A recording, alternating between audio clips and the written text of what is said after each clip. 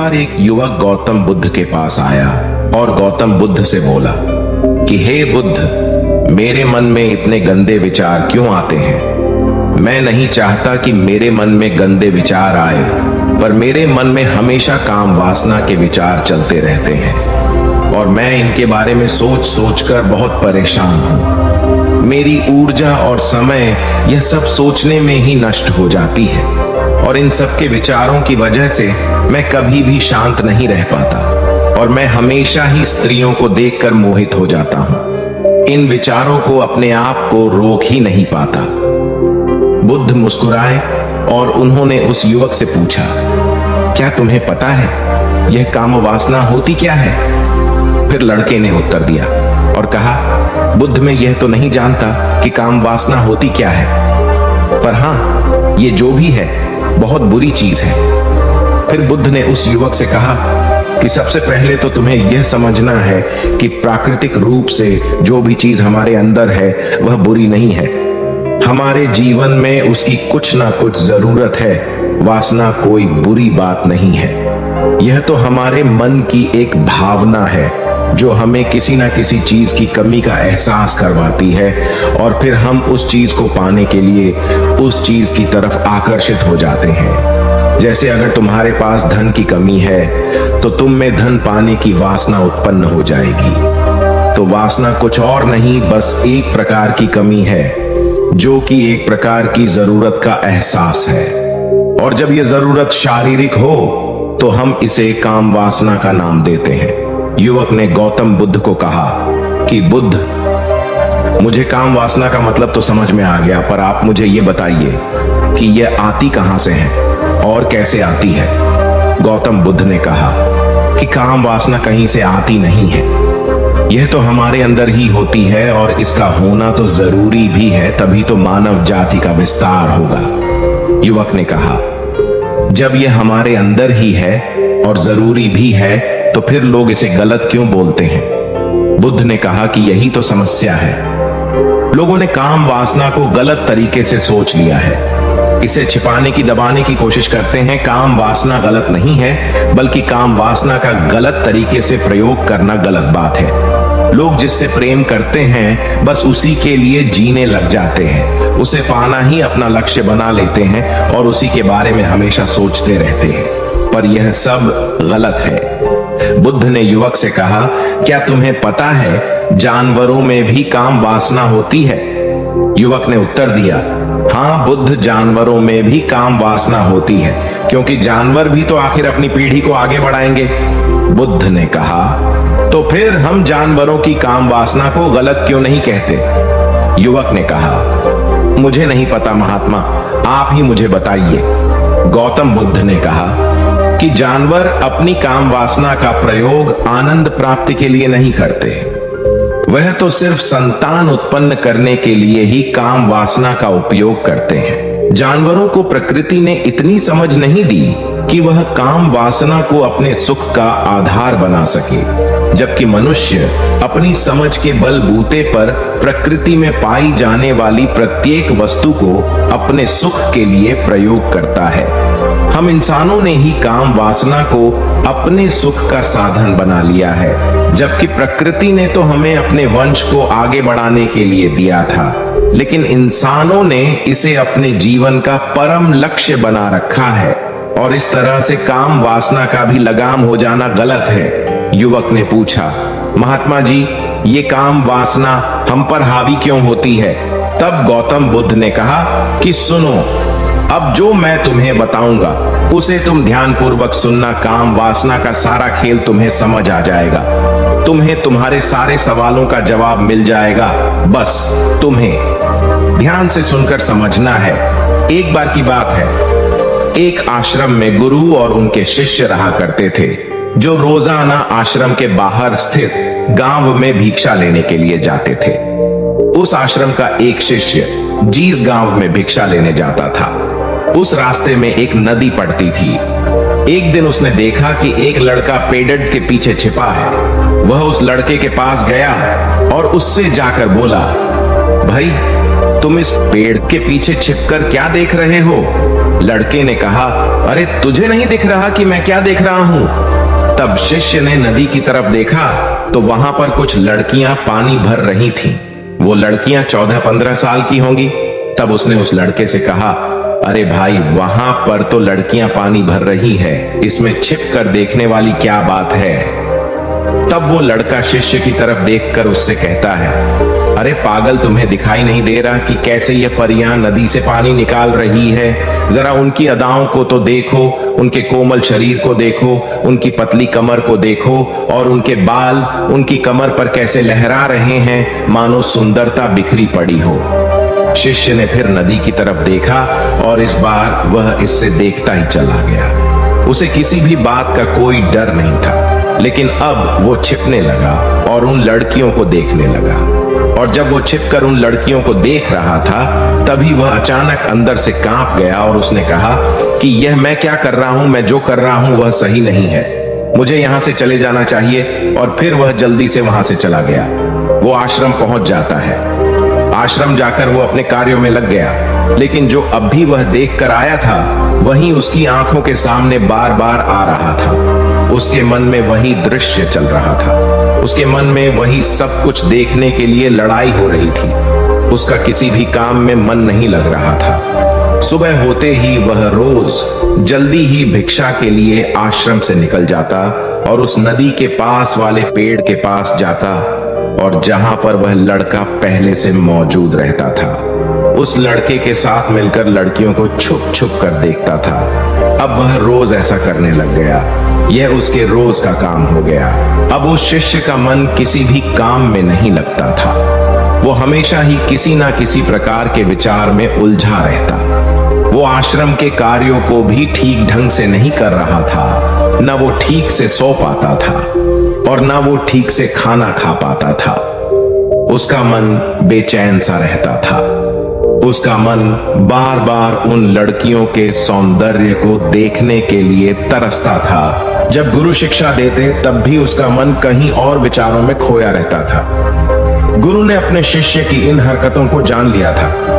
तब एक दिन गुरु ने शिष्य को अपने पास बुलाया और कहा कि आज से मैं भी तुम्हारे साथ भिक्षा मांगने चलूंगा। तुम और मैं साथ साथ भिक्षा मांगने चलेंगे। तभी शिष्य गुरु को मना करते हुए बोला, नहीं गुरुदेव, आप परेशान क्यों हो रहे हो? मैं अकेला ही ठीक से भिक्षा मांग सकता हूं। गुरु ने शिष्य से कहा कि ठीक है, तुम अकेले ही भिक्षा मांगने जाओ। शिष्य तुरंत वहां से भिक्षा मांगने के लिए निकल गया। उसके जाने के बाद गुरु भी आश्रम से निकल गए और शिष्य का पीछा करने लगे कि वो कहा जाता है, किससे मिलता है। यह सब देखने के लिए उसके पीछे पीछे चलने लगे। थोड़ी दूर जाने के बाद गुरु ने देखा कि उनका शिष्य एक लड़के के साथ एक पेड़ के पीछे अपराधी की तरह छिपा हुआ है और छिपकर कुछ देख रहा था। गुरु भी अपने शिष्य के पीछे जाकर खड़े हो गए कि आखिर उनका शिष्य क्या देख रहा है, जिसे देखने के लिए वो पेड़ के पीछे अपराधियों की तरह छिपा पड़ा है। गुरु ने देखा कि उनका शिष्य पेड़ के पीछे छुपकर लड़कियों को देख रहा था, जो कि नदी से पानी भर रही थी। तभी गुरु ने शिष्य को कहा कि तुम क्या देख रहे हो? अपने गुरु की आवाज सुनकर वह शिष्य घबरा गया और उसके पसीने छूटने लगे। वह थर थर कांपने लगा, जैसे किसी चोर को चोरी करते समय रंगे हाथों पकड़ लिया हो। उसकी हालत खराब हो गई। वो कुछ भी नहीं बोल रहा था। उसके मुंह से कुछ टूटे फूटे शब्द भी बाहर निकल रहे थे। वो अपने गुरु से नजर भी नहीं मिला पा रहा था। गुरु ने शिष्य की तरफ देखा और कहा कि मेरा शिष्य तो निडर था, उसे तो किसी भी चीज का डर नहीं था, लेकिन यह क्या, तुम तो डर के मारे कांप रहे हो। शिष्य ने गुरु से कहा कि मुझे माफ कर दो गुरुदेव, मेरा इसमें कोई दोष नहीं है। उस लड़के ने मुझे बहका दिया था, लेकिन आपसे मैं वादा करता हूं कि आज के बाद मैं ऐसा कभी दोबारा नहीं करूंगा। मुझे माफ कर दो गुरुदेव। गुरु ने शिष्य से कहा कि कोई बात नहीं, पर इस बात का तुम ध्यान रखना कि हम जैसी संगति करते हैं वैसा ही फल हमें प्राप्त होता है। उसके विचार हमारे अंदर प्रवेश करते हैं, इसीलिए अच्छी संगति करो जिससे तुम्हारे अंदर अच्छे विचारों का प्रवेश हो। फिर गुरु और शिष्य आश्रम लौट आए और फिर से आश्रम के कार्यों पर ध्यान देने लगे। उसने उस रास्ते को छोड़ दिया और दूसरे रास्ते से जाने लगा। वो अपने काम को ध्यान से करता, लेकिन धीरे धीरे उसके अंदर क्रोध उत्पन्न हो गया। और फिर वो दूसरों पर क्रोध करने लगा और बेचैन रहने लग गया। अब वो सही समय पर भोजन भी नहीं करता था, वो भोजन भी बहुत कम खाता था। एक रात गुरु शिष्य के पास आए और उसे बोले कि अब तक तुमने कितनी बार अपना वादा तोड़ दिया। यह सुनकर शिष्य अपने गुरु के चरणों में गिर गया और रोने लगा। रोते रोते ही उसने गुरु से कहा कि गुरुदेव, मैं कई बार अपना वादा तोड़ चुका हूं, फिर वादा कर लेता हूं, लेकिन हर बार मैं वादा तोड़ देता हूं। मेरा मन मेरे नियंत्रण में है ही नहीं। मैं बहुत कोशिश करता हूं कि मैं अपने मन से सारे बुरे विचारों को निकाल डालूं, लेकिन मैं चाहकर भी ऐसा नहीं कर पा रहा हूं। फिर गुरु ने शिष्य को कहा कि चलो मेरे साथ। गुरु शिष्य को आश्रम के बगीचे में लेकर गए और शिष्य से कहा कि देखो, यहाँ पर कुछ नालियां बनी हुई है जिससे नदी का पानी इन पौधों तक आ रहा है और यह पानी एक निरंतर भाव से बह रहा है। क्या तुम इस पानी के बहाव को रोक सकते हो? शिष्य ने कहा कि हाँ गुरुदेव, मैं इस बहाव को रोक सकता हूँ। फिर शिष्य ने मिट्टी उठाकर उस नाली में डाल दी। वो पानी थोड़ी देर के लिए रुक गया और फिर थोड़ी देर बाद उस मिट्टी के ऊपर से पानी बह गया। गुरु ने शिष्य से कहा, अरे ये क्या, ये तो पानी रुका ही नहीं। फिर शिष्य ने कुछ कंकड़ पत्थर उठाकर उस नाली में डाल दिए और फिर थोड़ी देर के लिए पानी रुक गया, लेकिन फिर थोड़ी देर बाद ही उन कंकड़ पत्थर के ऊपर से पानी निकल आया। फिर गुरु ने कहा कि यह क्या हुआ, पानी तो फिर से बह गया। तुम तो बोल रहे थे कि तुम इसे रोक दोगे। क्या हम किसी काम को रोकना चाहे तो क्या हम उसे रोक नहीं सकते? तब शिष्य ने कहा, कोई बात नहीं गुरुदेव, मैं इस पानी को तो आपको रोक के दिखाऊंगा। वह फिर से एक बड़ा सा पत्थर लेकर आया और उसे नाली पर डाल दिया और पानी रुक गया। तब गुरु से कहा कि देखा गुरुदेव, मैंने कहा था ना कि पानी को मैं रोक दूंगा। मैंने पानी को रोक दिखाया, आपकी बात मैंने पूरी कर दी। गुरु मुस्कुराए और बोले, अच्छा जरा ध्यान से देखो, पानी रुक गया। क्या वो तो पीछे की नाली तोड़कर बाहर आ गया और अगल बगल से बह रहा है, और ध्यान से देखो इस पत्थर को आगे भी आ गया और ये पानी अपना रास्ता बदलकर फिर से आगे की तरफ बह जाएगा। और फिर थोड़ी देर बाद ऐसा ही हुआ। फिर गुरु ने शिष्य को समझाया कि तुम्हारे साथ भी तो ऐसा ही चल रहा है। तुम बार बार प्रयास कर रहे हो, बड़े से बड़ा प्रयास कर रहे हो, पर हर बार तुम्हारा प्रयास टूट रहा है और यह हमेशा टूटता ही रहेगा। तुम कितना भी बड़ा पत्थर रख लो, लेकिन पानी तो अपना रास्ता बना ही लेगा। यह सब देखकर गुरु से कहा कि हे गुरुदेव, क्या कोई तरीका नहीं है जिससे मैं गंदे विचारों से बाहर निकल सकूं और ये मेरे मन में आए ही नहीं? गुरु शिष्य को एक नदी के पास ले गए जहां से उस बगीचे में पानी आ रहा था। गुरु ने शिष्य से कहा, वो पानी इसी नदी से जा रहा है। अगर हम यहीं से उस रास्ते को बंद कर दें जहां से पानी बगीचे में जा रहा है, अब क्या हम पानी को रोक नहीं सकते? शिष्य ने कहा कि हाँ गुरुदेव, अवश्य ऐसा हो सकता है। मैं इस पानी को यहीं से बंद कर देता हूं, तब आगे की नाली में पानी जाएगा ही नहीं और फिर बगीचे में पानी जाएगा ही नहीं। फिर से नदी से जाने वाले रास्ते को बहुत मेहनत करके पत्थर और मिट्टी डाल डालकर बंद कर दिया और गुरु से कहा कि गुरुदेव, मैंने पानी को बंद कर दिया है, अब यह पानी बगीचे में जाएगा ही नहीं। तब गुरु ने कहा कि अगर पानी बगीचे में नहीं जाएगा तो पेड़ पौधों को पानी कहां से मिलेगा? उन पेड़ पौधों को तो पानी की आवश्यकता है और उन पेड़ पौधों में कुछ पेड़ पौधे तो ऐसे हैं जिनको रोज पानी की आवश्यकता है।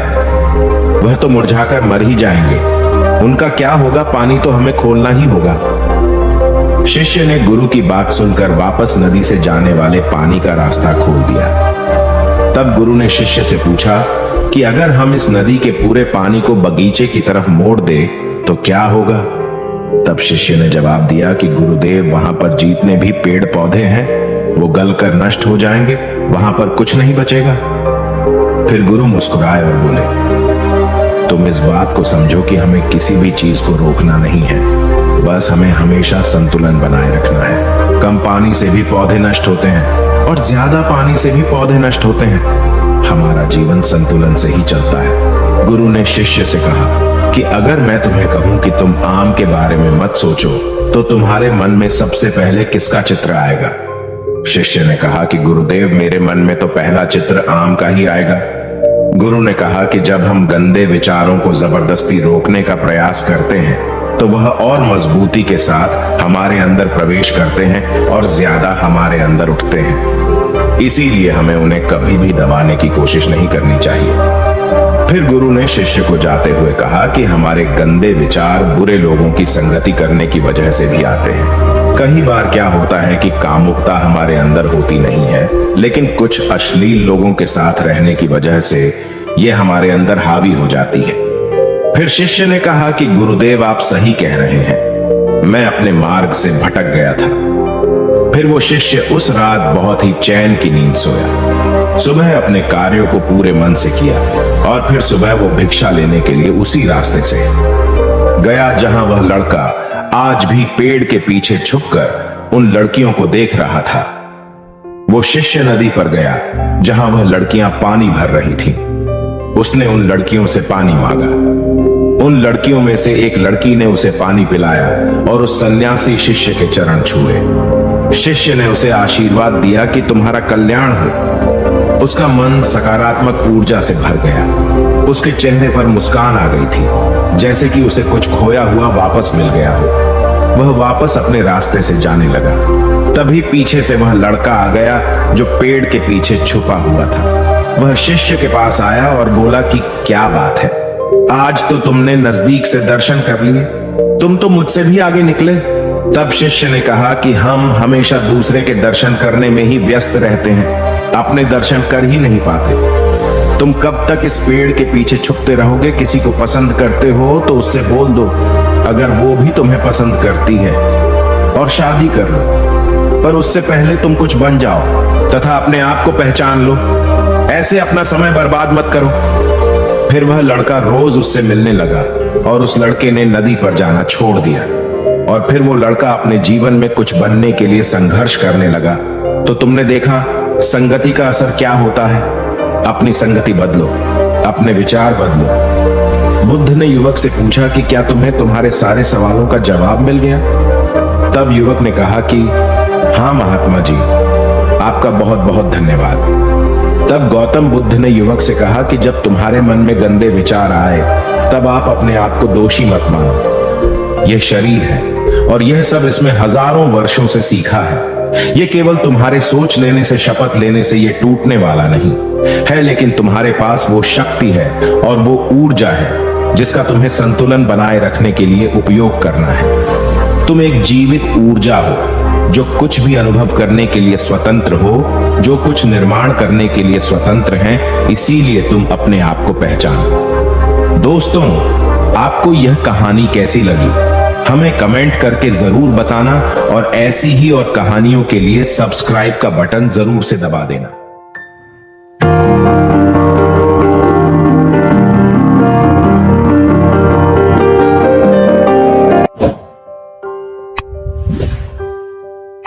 you